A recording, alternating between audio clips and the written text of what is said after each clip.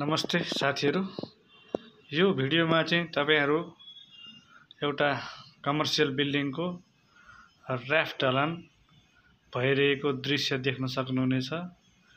यो देखिरहेको दृश्यमा चाहिँ 5.5 तल्ले बिल्डिङको र्याफ्ट म्याट फाउन्डेसनको ढलान गर्ने काम भइरहेको छ।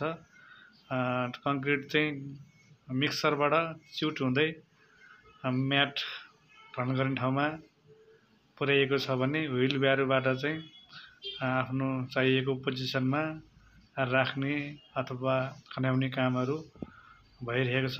सँगसँगै भाइब्रेटिङ गर्ने काम पनि चलिरहेको छ भने यो र्याफ्ट फाउन्डेसन चाहिँ तपाईको 1 फिट 10 इन्चीको थिकनेस हाइट रहेको छ भने यसमा चाहिँ डन्डीको कुरा गर्नुहुन्छ भने 20 र 16 mm को डन्डी चाहिँ अल्टरनेट 20-16 गर्दै बोथ वे टु वेजमै हरिजन्टल र भर्टिकल भनौं अथवा बोथ वेमा चाहिँ 20 र 16 mm को डन्डीलाई 4-4 इन्चीको स्पेसिङमा सेन्टर टु सेन्टर स्पेसिङमा बाइन्डिङ गरिएको छ र बिहानैदेखि ठूलो ढलान चाँडै सक्नुपर्ने भएकोले कामदारहरू तदारुकताका साथ भिडिरहनु भएको छ।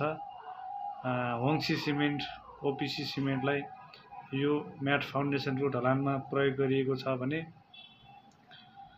जगदम्बा र सर्वोत्तम ब्रान्डको डन्डी प्रयोग गरिएको छ। यो बेसमेन्ट अन्डरग्राउन्ड सहितको बिल्डिङ भएको भएर साइडमा चाहिँ सियर वालको भर्टिकल डन्डीहरू पनि ठडाइएको छ।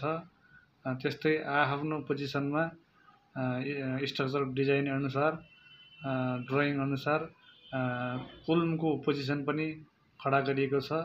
आजको यो ढलान चाहिँ म्याटको अथवा र्याफ्टको मात्रै भएकोले बेसको ढलान हाल्ने काम भइरहेको छ।